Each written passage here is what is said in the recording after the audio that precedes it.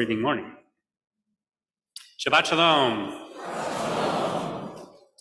Even as we gather in joy and in peace on this Shabbat, to enjoy Shabbat, to celebrate many simchas, our brothers and sisters have been gathering this past week in Israel in shelters, sheltering themselves from rockets fired from the Gaza Strip. One rocket sadly made it through Israel's iron defense system and hit an apartment building in Rehovot, killing one and injuring others. I'd actually planned a different sermon for this Shabbat morning, but instead I want to spend a few moments reflecting on the latest flare-up. I've been speaking often recently about the protests for Israeli democracy, and that's an incredibly critical topic, but organizers this week canceled tonight's protest, and so I canceled my other sermon. It was just a little over 2 weeks ago that many of us were on a mission to Israel organized by the Minneapolis Jewish Federation. 240 of us traveled on a mega mission. Part of the mission took us to that same city of Rehovot, which is our federation and our sister city. In my group, we had lunch at an Ethiopian restaurant. The food of lentil and meat dishes served on injera, it was delicious, but the story was the main course. We learned the story of the owner who had fled civil war in Ethiopia and walked across the desert in hopes of eventually making her way to Israel, fulfilling a 2,000-year-old dream of her parents and her people. The rescue operation did eventually come, and it was orchestrated by none other, as you know, by Minnesota's own Senator Rudy Boschwitz, who was with us on the mission. In his 90s, and still passionate and sharp, he said something that kind of put things into perspective for me. He said that Israel is the only country that he knows of in which people of color were brought en masse out of a country to another country, not to be forced into slavery, but to be given freedom. And so to call, he said, Israel an apartheid state is utterly ridiculous. Actually, he used more colorful language. It's in that vein that an event this past week here in this country was particularly galling. As 950 rockets were falling on Israel, Representative Rashid Tlaib organized a Nakba Day event in our nation's capital. Now, Nakba means disaster. It's what Palestinians call Yom Ha'atzmaut, Israel's Independence Day. And so it reflects how Palestinians think about the state of Israel as a disaster for them.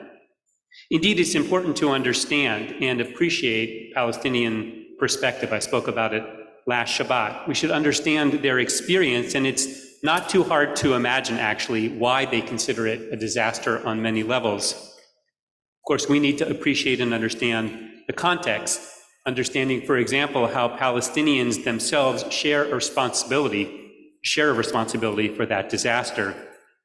They rejected the UN partition plan and numerous peace plans.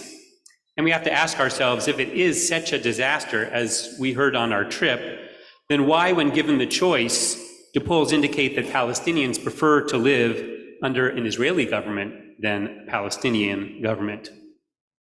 Let me be clear, and as I've said many times in the past, I'm completely in favor of a Palestinian state. But to that end, Tlaib's event is unhelpful and deeply problematic. We have the right to tell our stories of the Nakba of 1948, she said, because the Nakba never ended. She went on to charge the Israeli police with enacting, quote, a sustained campaign of terror, and said that Israel is an apartheid state and that US aid supports ethnic cleansing. Apparently she didn't hear the story of Ethiopian Jewry. That such lies were allowed to be promulgated in the capital is a shanda. As CEO of the ADL, Jonathan Greenblatt, said it is disgraceful that Senator Sanders allowed this event by Representative Rashid to be held in our nation's capital. Real conversations are needed around a path to peace, but not with groups and individuals who espouse nothing less than anti-Semitism. There's one thing that Talib said, however, that I do want to pause on, and with which I agree. She said, "No child should ever have to worry about what will fall from the sky." Who could disagree? Indeed, it is tragic.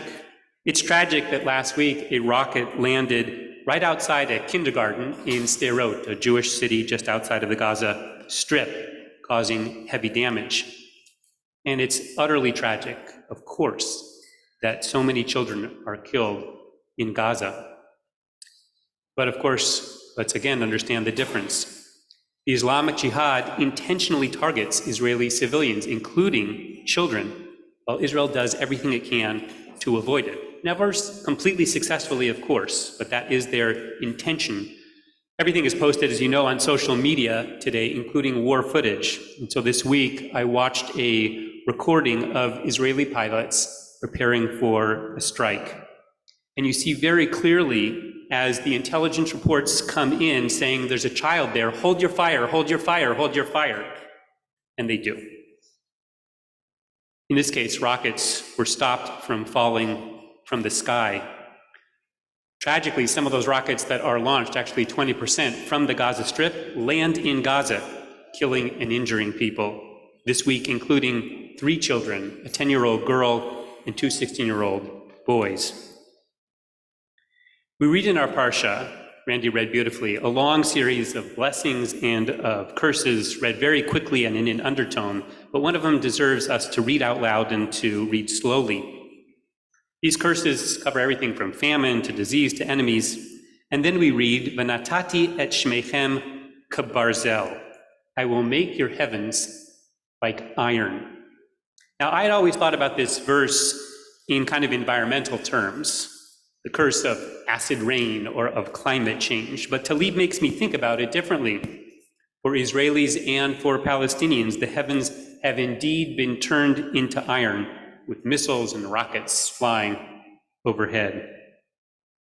But again, let's hear the full context of the verse. It says, "I will turn your heavens into iron," and then it continues, "so that your strength will be spent on no purpose. V'tam larik kochachem." In other words, you're strong, but your efforts are in vain. Rashi explains, if you mow the grass and plow, and if you wield, and if you weed, and then there is a famine or a drought, no crops are going to grow. And you'll feel like, what was the point of all of your effort? In that sense, this curse is doubly painful. You tried hard, you put in your effort, but your efforts were in vain.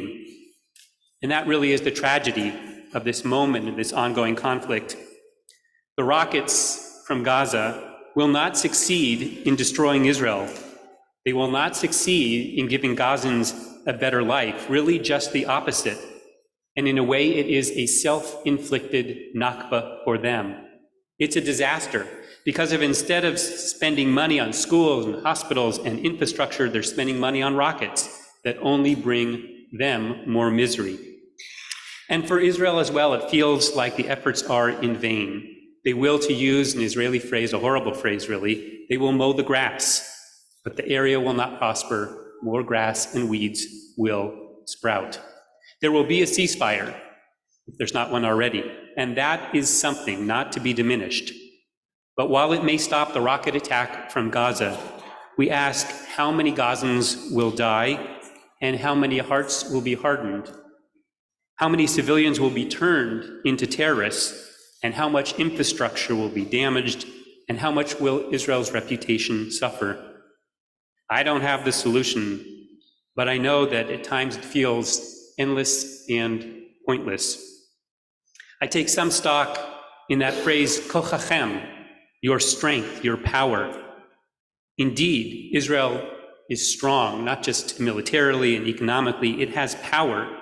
It needs to wield and use that power and at time, but we also ask, how can it use that power to help relieve some of the misery of Palestinians? Palestinians as well have power, they have resources, and they have choices. Their efforts neither of their efforts need to be in vain. Two final stories.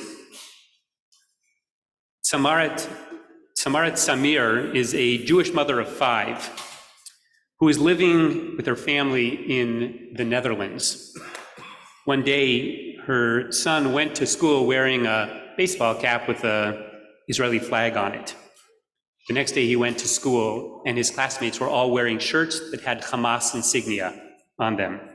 And she knew at that moment that she had to leave and make Aliyah. So she took her family to a moshav just outside the Gaza Strip. One day, as she recalled to a group of us travelers, her children went out to the school bus, and all of a sudden, sirens started indicating that an attack was underway. She was in her kitchen at the time, and rather than running into a bomb shelter, she ran outside to the bus, where dozens of children were crying and screaming at the sound of the explosion not far away. Although herself traumatized, Amir said that she knew that she had to remain brave for her children. I don't know where it came from, she said, but I said to them, calm down, relax, it's over. It's time to go to school. And she said to our group, still, even in that moment, it felt safer for her family to be in Israel than previously in the Netherlands. About 5 years ago, Zamir began painting murals on the wall that separates her moshav from the Gaza Strip. Her first mural depicts a dove with the words "Path to Peace" written in Arabic, in English, and in Hebrew. It faces Israel. Another mural has bright colors in the shapes of trees, flowers, houses, and more. And the word for peace in Arabic, salam, is found there, facing Gaza, where it's visible. Members of our mission added to this peace wall.